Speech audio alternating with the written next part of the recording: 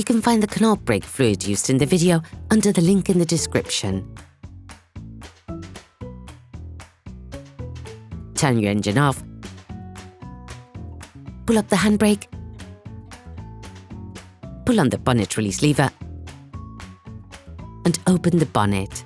You should now be able to see the brake fuel liquid reservoir on your vehicle. Open the brake fluid reservoir. Remove the filter from the reservoir.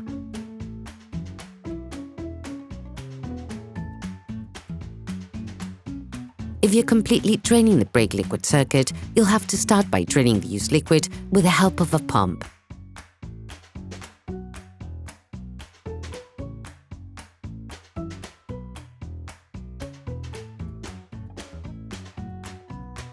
Put the filter back in place.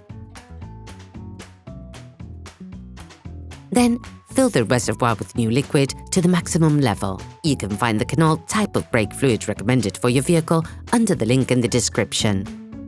When you drain the brake liquid circuit, there's an order that has to be followed. On this vehicle, the order is as follows: back wheel passenger side, back wheel driver's side, front wheel passenger side, front wheel driver's side. You have to successively lever each part of your vehicle, then remove the wheel to be able to access the drain point. Loosen the rear wheel studs. Lift the rear of your vehicle. We strongly suggest watching the tutorial, raising your vehicle safely before carrying out this step. Place the vehicle on the axle stands. To bleed the brake fluid on your vehicle, you need to remove the wheels to gain full access. Don't forget to slide the wheels under the vehicle. All parts used in this tutorial are supplied by our trusted partners. These partners also help us create as many video tutorials as possible. Check them out in the description below. Before starting, release the handbrake, otherwise the operation will be impossible. Remember to protect the floor by placing a fluid collection tray. Once the wheel has been removed, you can access the bleeder valve, which is located at the rear of the drum above the brake hose. Start by removing the stopper cap using a flathead screwdriver. Using a wire brush, clean the drain before applying penetrating oil to ensure that you don't break the drain if it is rusted. There's several tools for bleeding brake fluid: a spanner, a plastic tube and a canister may be enough. You can also use brake bleed wrenches connected to a tube equipped with an anti-return system which prevents air from returning to the system. The rear bleeder valves are unscrewed using an 8mm spanner. Once the bleeder valve is open, simply pump the brake pedal gently to bleed the air from the system and replace old with new fluid. Regardless of the tool you use, it is important to regularly add brake fluid to the brake fluid reservoir to prevent air from entering the master cylinder.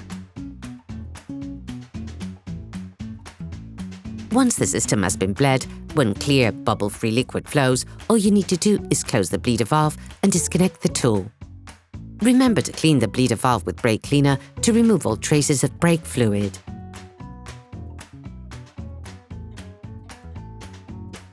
Then put the bleed cap back on.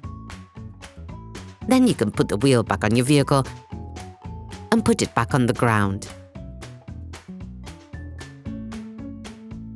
For the front calipers, perform the same operation using an 8mm spanner. Remember to add brake fluid to the brake fluid reservoir regularly. Once all 4 wheels have been bled, fill the reservoir with new fluid to the maximum level. Once bleeding is complete, make sure your brakes are working properly. The brake pedal should feel hard when pumped without being spongy. Please note, if you have any doubts about the effectiveness of your braking system, do not use the vehicle. On models equipped with an ABS, air may be trapped in the hydraulic control unit of the anti-lock braking system. Operation completed. Hi, it's Theo from UseTool. I hope this video has helped you a lot in your car maintenance. We would be super grateful if you could spread the word so that we can produce even more tutorials. Simply give us a like, a comment, and hit that subscribe button. It really helps us boost the channel and help the whole community. Thanks a lot and have a great one.